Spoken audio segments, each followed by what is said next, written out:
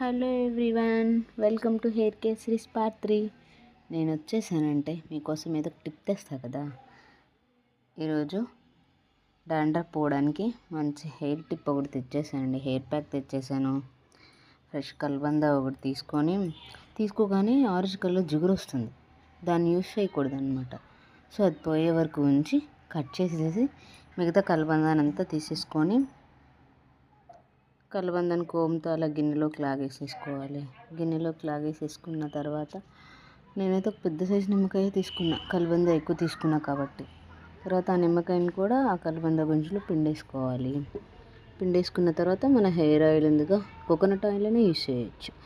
అంతా దానిలో వేసి కలబంద గుజ్జుతో మిక్స్ చేసేసుకోవాలన్నమాట.